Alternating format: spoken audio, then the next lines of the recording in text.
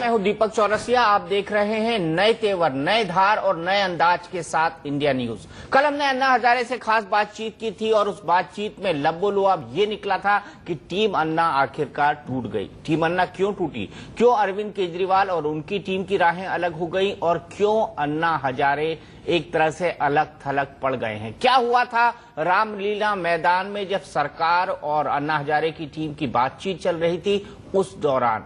उसी सिलसिले से जुड़े हैं उदय सिंह देशमुख यानी भय्यू महाराज जी, जो कि जाने माने धर्मगुरु हैं, संत हैं। इंदौर में उनका बेस है लेकिन महाराष्ट्र में उनके समाज सेवा के कामों के लिए वो जाने जाते हैं और सरकार और अन्ना हजारे के बीच वो ही मध्यस्थता कर रहे थे। सीधे चलते हैं भय्यू महाराज जी के पास। भय्यू महाराज जी, आपका इंडिया न्यूज में बहुत बहुत स्वागत है।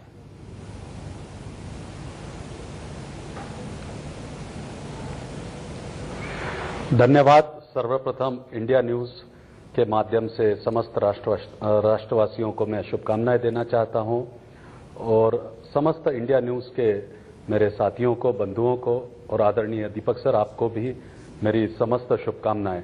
चलिए बातचीत का सिलसिला शुरू करते हैं। भय्यू महाराज जी, सबसे पहले जानना चाहूंगा कि आखिर क्या हुआ, आपको क्या लगता है? आप अन्ना हजारे जी को इतने नजदीकी से जानते हैं, वो आपका सम्मान करते हैं, आपके पांव तक छूते हैं। आखिरकार क्या हुआ कि अन्ना को अरविंद को छोड़ना पड़ा?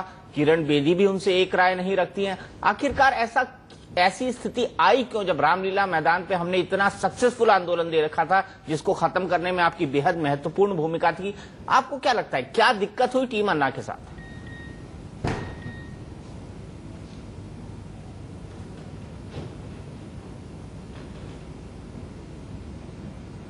सबसे पहले मैं आपको बताना चाहता हूं साहब कि ये एक विचारधारा का प्रश्न है। समाज में हमेशा दो प्रकार के विचार होते हैं, एक प्रभावित करने वाले और एक परिवर्तित करने वाले। मूलतः प्रभावित करने वाले विचार और परिवर्तित होने वाले विचार, इसके साथ में जुड़कर एक और जो प्रश्न सामने आ रहा है समाज के, वो है तैयार हुए आदर्श और संघर्ष से निर्माण हुए आदर्श। अब जो ये प्रश्न आज जो आपके सामने खड़ा हुआ है, हमारे सामने खड़ा हुआ है, या फिर समाज के सामने जो ये प्रश्न है, या आज जो राष्ट्र के सामने एक प्रश्न है कि एक आंदोलन का अंत इस तरह से क्यों हुआ, या फिर आज एक आंदोलन बिखरा हुआ सा क्यों दिखाई देता है या समाप्ति की ओर क्यों दिखाई देता है, तो उसका मूल कारण ऐसा है कि जो तैयार हुए आदर्श हैं और जो संघर्ष से निर्माण हुए आदर्श हैं, उनमें कहीं ना कहीं पर विचारधाराओं का अंतर आ गया, वही विचारों का अंतर आ गया। तो मेरा स्पष्ट मानना है कि अन्ना को जो मैं देखता आया हूं और जो मैंने अन्ना को बहुत नजदीक से जाना है, वो संघर्ष से निर्माण हुए आदर्श हैं। उन्होंने अपना पूरा जीवन संघर्ष में व्यतीत किया है, राष्ट्र के लिए संघर्ष किया है, समाज के लिए संघर्ष किया है, मनुष्यता के लिए, मानवता के लिए उन्होंने संघर्ष किया है और उसमें अपेक्षा मात्र भी उन्होंने कहीं रखी नहीं है, ना ही पर कुछ महत्वाकांक्षाओं को सामने रखा है। पर मुझे एक लगता है कि जो उनके साथ जो लोग जुड़े हुए थे, वो इस आंदोलन के माध्यम से कुछ ना कुछ अपनी महत्वाकांक्षाओं को भी साथ में रखते थे। महत्वाकांक्षा और अपेक्षा विहीनता, ये दोनों आपस में कहीं ना कहीं टकराव की स्थिति में सुप्त रूप से आने के कारण यह बिखराव बना हुआ है। क्या आपको लगा उस बातचीत के दौरान, जब बातचीत के लिए खुद प्रधानमंत्री जी ने आपको बुलाया, कपिल सिब्बल से विलासराव देशमुख जिन्होंने फाइनली अनशन तुड़वाया था, उनसे आपकी कई दौर की बातचीत हुई, आपने अन्ना हजारे से बातचीत की, सुरेश पठारे को बीच में उस बातचीत के अंदर डाला गया, कहीं आपको इस बातचीत के दौरान लगा कि अरविंद केजरीवाल यानी जो अब आम आदमी पार्टी बन गई है, वो टीम अन्ना तक कम्युनिकेशन नहीं करने दे रही थी, बार बार रोकने की कोशिश कर रही थी? देखिए, सबसे बड़ी बात तो मैं आपको बहुत स्पष्ट बताना चाहता हूं कि एक व्यक्ति विशेष का नाम तो मैं लेना नहीं चाहता, पर अन्ना तक पहुंचने में मुझे काफी अवरोध का सामना करना पड़ा।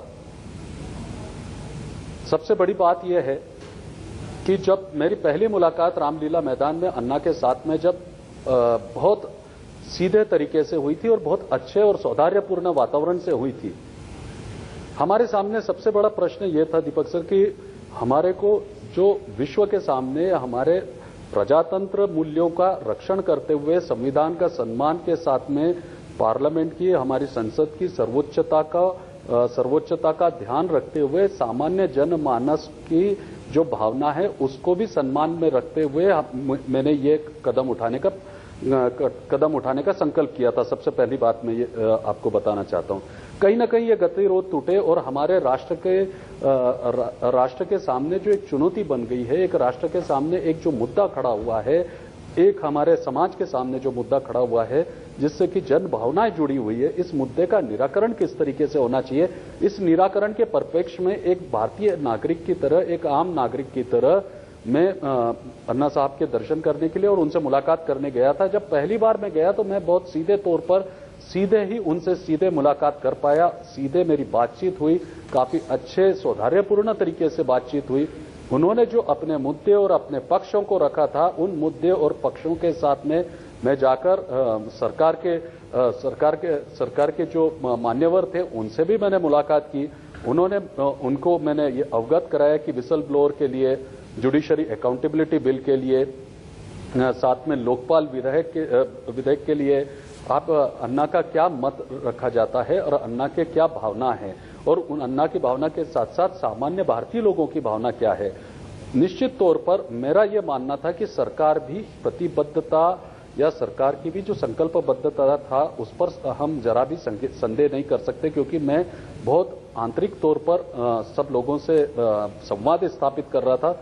और यहां तक अन्ना तक का भी जो प्रश्न था, अन्ना के सामने यही मुद्दा था कि किसी भी तरीके से इस तरीके से कानून आए कि भ्रष्टाचार का जो मुद्दा है वो खत्म होना चाहिए, एन भ्रष्टाचार का मुद्दा खत्म हो और व्यवस्था में सुधार हो। अब सबसे बड़ी बात यह है कि पहली बार की मुलाकात करने के बाद में मैं आपको स्पष्ट बताता हूं कि मुझे इतना बाद में इतने अवरोधता का सामना करना पड़ा। और यहां तक मैं आपको बहुत स्पष्ट तौर पर बताता हूं कि कोई व्यक्ति सीधे तौर पर तो मेरे को रोकने के लिए सामने नहीं आया, परंतु सुरेश पठारे ने मेरे को अंतिम क्षण तक मेरा विरोध किया, जो कि काफी समय तक उसने मुझे अन्ना तक ना तो पहुंचने दिया, ना ही उन्होंने मेरे को अन्ना तक कोई सीधे संवाद स्थापित करने की स्थिति बनने देने का प्रयत्न किया। आखिरी में फिर मेरे पास में चारा न रहा तो फिर मैंने सरकार की तरफ से जो भावना है वो मैंने संभाली। और एक महाराष्ट्र की सामाजिक कार्यकर्ता हैं विश्वंभर चौधरी जी, जो कि आज अन्ना की टीम के सदस्य हैं, सामाजिक कार्यकर्ता हैं और बहुत सहज और बहुत अच्छे व्यक्ति हैं। उन्होंने काफी अच्छे सामाजिक आंदोलन खड़े किए हुए हैं। आदरणीय मैदा पाटकर जी के साथ में वो जुड़े हुए हैं। मैंने उनसे संवाद स्थापित किया, मैंने उनको सत्य स्थितियों से अवगत कराया कि मैंने कहा इस तरीके से स्थितियां बन रही है, अगर ये होगा तो हम इस आंदोलन का सही और शांतिपूर्ण तरीके से तो हल निकाल ही नहीं पाएंगे, पर जो भ्रष्टाचार का मुद्दा है उस मुद्दे को हम इसी तरीके से यक्ष के प्रश्न के समान छोड़ेंगे। कहीं ना कहीं पर सरकार की भावना अन्ना टीम तक पहुंचना चाहिए और अन्ना टीम की जो भावना है वो भी सरकार तक पहुंचना चाहिए। नहीं तो रोक कौन रहा था भाई जी महाराज, रोक कौन रहा था? आंदोलन करते रहने का भी अर्थ नहीं। मैं आपको स्पष्ट नाम बता रहा हूं, मुझे सुरेश पठारे ने अंतिम समय तक वहां तक नहीं आने दिया था। अरविंद केजरीवाल का क्या रोल था इस सब में? कहते हैं सुरेश पठारे और अरविंद केजरीवाल बड़े नजदीकी हैं। सर ये मेरे को अभी ज्ञान नहीं है, परंतु मैं आपको बहुत स्पष्ट तौर पर बताता हूं कि सुरेश पठारे ने मुझे बहुत स्पष्ट तरीके से वहां पर अनेकों प्रकार से रोकने का प्रयत्न किया, अनेक प्रकार के जो है कॉन्स्पिरेसी कर मुझे दूर करने का प्रयत्न किया। परंतु अन्ना के प्रति मेरी जो भावना है और अन्ना की जो मेरे प्रति भावना है उसने कहीं ना कहीं पर वापस एक संवाद और एक सेतु का काम किया। और इस तरीके से हमने एक सार्थक पहल कर पाए कि आखिरी की जो हमारी बैठक हुई है जो सलमान खुर्शीद साहब के पास में, जो कि आपको बहुत अच्छी तरीके से मालूम है, और मैंने वहां से बाहर निकल के बाद में एक संकेत दिया था कि दूसरे दिन हमारे को निश्चित तौर पर एक अच्छी खबर आएगी या फिर एक अच्छा संदेश हमारे को राष्ट्र के नाम पर मुझे याद है अच्छी तरीके से। कहीं ना कहीं पर सरकार और आंदोलनकारियों के बीच में जो एक गतिरोध है वो समाप्त होगा। ये ऑन रिकॉर्ड कैमरा पर है मेरा ये रिकॉर्ड। लेकिन भाई जी महाराज, ये लोग चाहते क्या थे? अरविंद केजरीवाल क्या चाहते थे? सुरेश पठारे क्या चाहते थे? क्या वो ये चाहते थे कि जो मोमेंटम बना हुआ है वो उसी तरह से बना रहे और अन्ना हजारे अनशन करते रहे और ये गतिरोध कायम रहे? क्या ऐसी कोई मंशा थी इनकी? देखिए, अरविंद जी का तो मैं नहीं कह पाता, क्योंकि मेरा सीधा संवाद उनसे कभी स्थापित हुआ नहीं।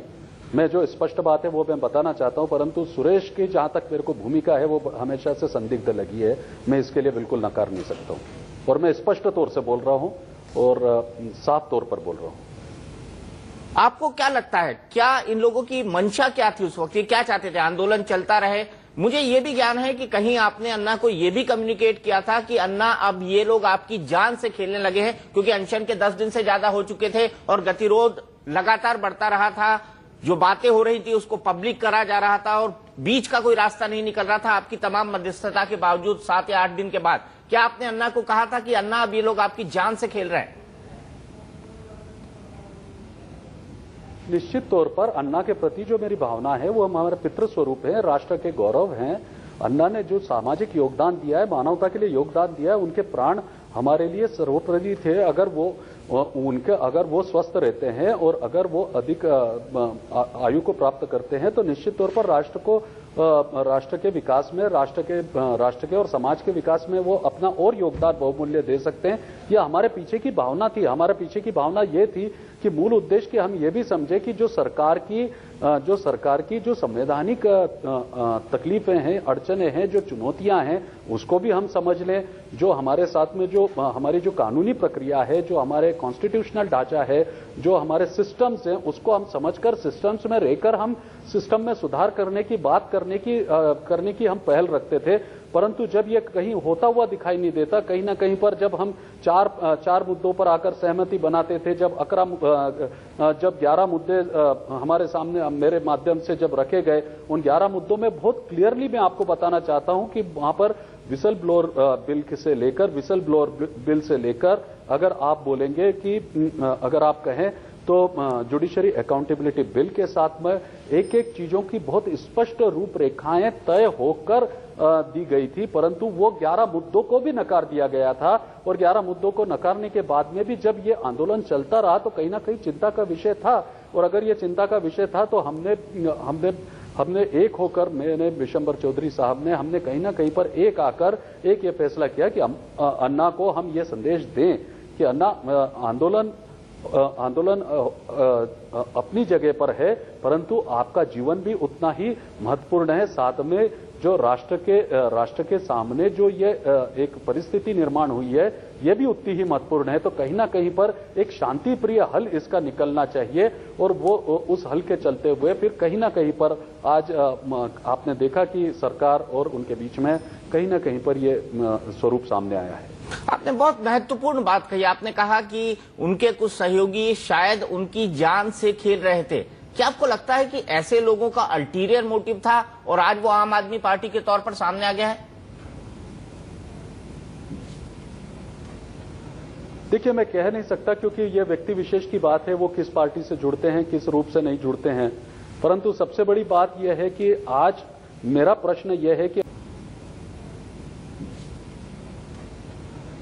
मैं कह नहीं सकता, क्योंकि ये व्यक्ति विशेष की बात है, वो किस पार्टी से जुड़ते हैं, किस रूप से नहीं जुड़ते हैं। परंतु सबसे बड़ी बात यह है कि आज मेरा प्रश्न यह है कि अगर उनकी नीयत पाक साफ थी तो वो अन्ना को छोड़कर गए क्यों? इसी उत्तर में आपको सारे जो आपके सारे प्रश्न हैं उसका समाधान मिल जाएगा। मेरा यह मानना है कि जो सुरेश पठारे अन्ना का दिन रात सेवा करने का संकल्प ले चुका था, जिसने आंदोलन में अपना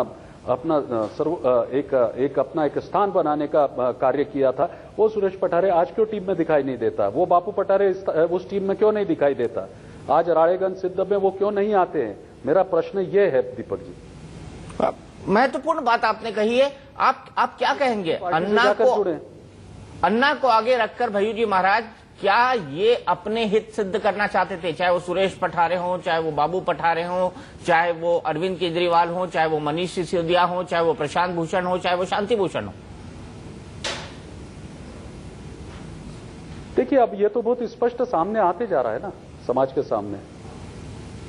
अगर राष्ट्रहित सर्वोपरि है, समाज हित सर्वोपरि है, भ्रष्टाचार का मुद्दा सर्वोपरि है, तो मेरा एक मानना है कि हम अन्ना को छोड़े क्यों? क्योंकि अन्ना एक रोल मॉडल थे, एक मॉडल थे। राष्ट्र के युवाओं से, जो कि हमारे राष्ट्र की जो आधी से ज्यादा आबादी है वो युवाओं से जुड़ी हुई है। युवाओं का सबसे बड़ा सहभागी इस आंदोलन में रहा है और उस युवा के आदर्श अन्ना खुद रहे हैं। युवा उनमें भगवान देखने लगा था, आदर्श देखने लगा था, यहां तक एक महात्मा गांधी के प्रतिरूप में लोग उन्हें देखने लगे थे, इस युग के गांधी के रूप में उनको देखने लगे थे। ऐसे समय पर लोगों ने छोड़कर उनको जाना कहीं ना कहीं उनकी महत्वाकांक्षा को तो दर्शाता है। बिल्कुल महत्वाकांक्षा को दर्शाता है। मेधा पाटकर ने कि अगर हम जी आप कुछ कह रहे थे।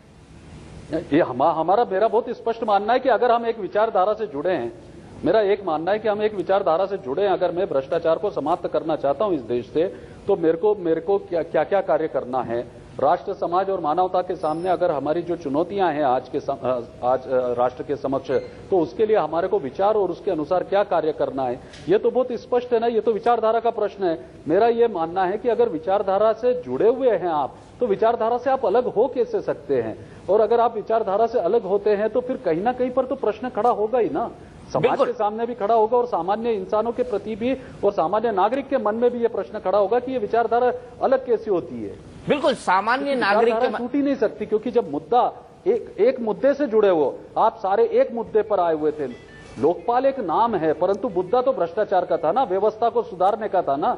तो उस व्यवस्था को सुधारने के लिए जिस आदमी को आपने, जिस व्यक्ति को रोल मॉडल के लिए सिलेक्ट किया, उस रोल मॉडल को आप कैसे बदल सकते हैं। बिल्कुल, आपने बहुत मुद्दे की बात कही, आपने बहुत पते की बात कही है, और इसीलिए आपसे हमारे बातचीत करने का मकसद भी यही है भय्यू जी महाराज कि आम आदमी के मन में सवाल है कि आखिरकार इतनी बड़ी टीम जिसने इतना बड़ा जन आंदोलन खड़ा कर दिया था, वो टीम आखिरकार बिखर क्यों गई। इसमें मेधा पाटकर, और आपने एक नाम लिया था, उनका भी, जो मेधा पाटकर के सहयोगी हैं, उनका भी बहुत महत्वपूर्ण योगदान था। आपकी उनसे बातचीत हुई थी, विशंबर चौधरी जी, विशंबर चौधरी जी, आपकी उनसे बातचीत हुई थी। ये बातचीत की नौबत क्यों आई, क्यों आपको मेधा पाटकर और विशंबर चौधरी जी को इन्वॉल्व करना पड़ा इस बातचीत में? नहीं, बहुत स्पष्ट बात है ना, क्योंकि अगर मुझे अन्ना से संवाद ही नहीं साधने दिया जा रहा था, मुझे अन्ना तक पहुंचने ही नहीं दिया जा रहा था, तो मेरे लिए तो फिर कोई पर्याय भी नहीं था ना।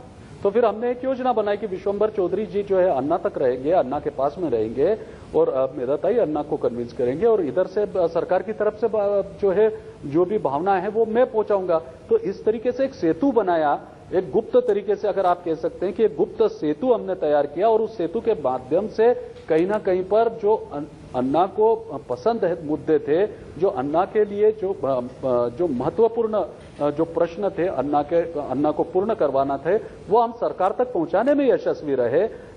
सरकार तक पहुंचाने में यशस्वी रहे, मैं आपको बताना चाहता हूं दीपक सर। और उसी के साथ में सरकार की भी जो भावनाएं थी वो कहीं ना कहीं पर हम सीधे अन्ना तक कम्युनिकेट कर पाए।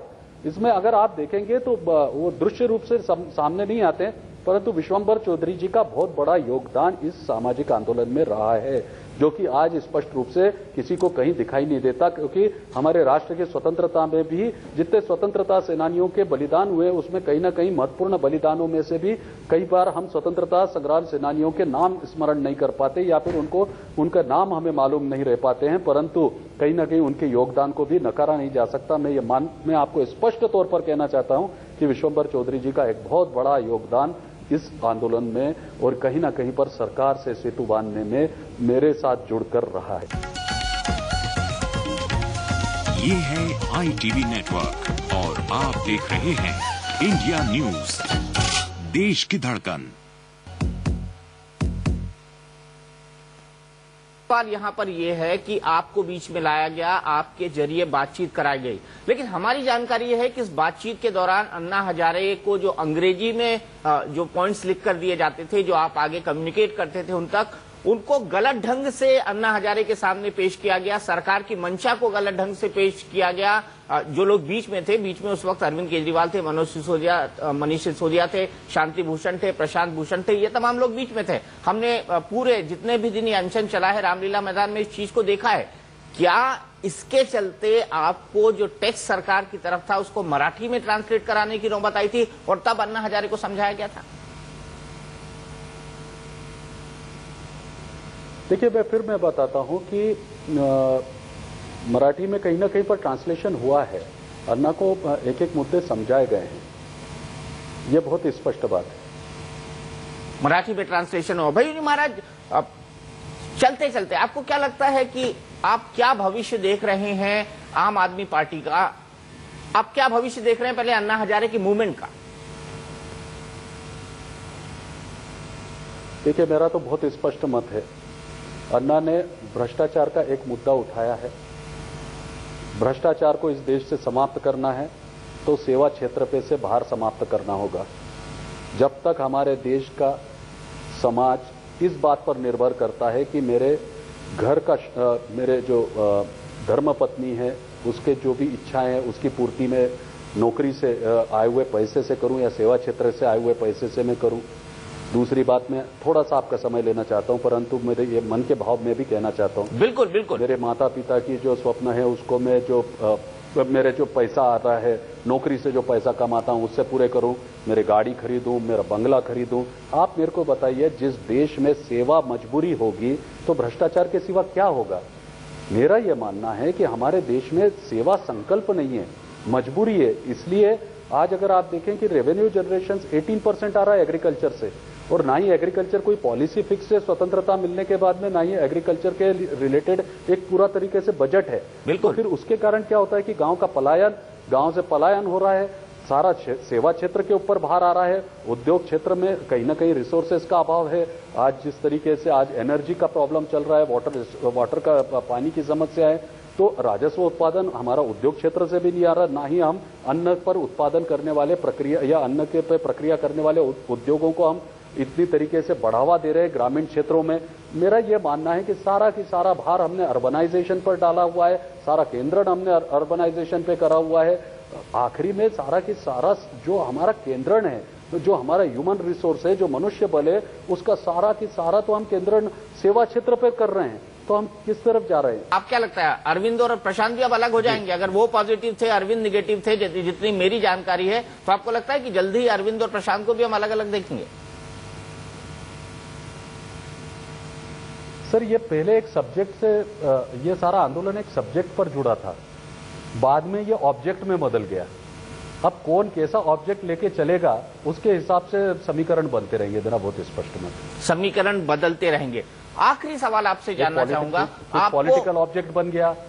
जी बिल्कुल जी, पॉलिटिकल ऑब्जेक्ट बन गया। आप इतना देश घूमते हैं, विदेश घूमते हैं, लाखों लोगों से लगातार संपर्क में रहते हैं, समाज के हर तबके से मिलते हो, चाहे वो नेता हो, आम आदमी हो, या समाज के सबसे निचले कदम का गरीब आदमी, किसान, मजदूर, आप सबको मिलते हैं। क्या आपको अरविंद केजरीवाल और आम आदमी की पार्टी का कोई भविष्य नजर आता है? देखिए, किसी भी पक्ष को खड़ा होने में मेरा बहुत एक मत है कि बहुत त्याग की आवश्यकता होती है। कोई भी पक्ष त्याग और बलिदान के सिवा खड़ा हो नहीं सकता। आज सबसे बड़ी बात यह है कि हमने क्या त्याग किया है, हमारा क्या बलिदान है और हमारा क्या योगदान है। इसके आधार पर भी किसी पार्टी का भविष्य तय होता है। सर, चलिए, बहुत बहुत शुक्रिया भैयू जी महाराज, आपने वक्त निकाला, हमसे बात की। हमको पता था कि आपका शेड्यूल आज बहुत टाइट है, लेकिन आपने वक्त निकाला। हम उम्मीद करते हैं कि इंडिया न्यूज आपसे लगातार संपर्क बनाए रखेगा, ताकि हम जानते रहें कि देश और दुनिया में वाकई चल क्या रहा है। बहुत बहुत शुक्रिया।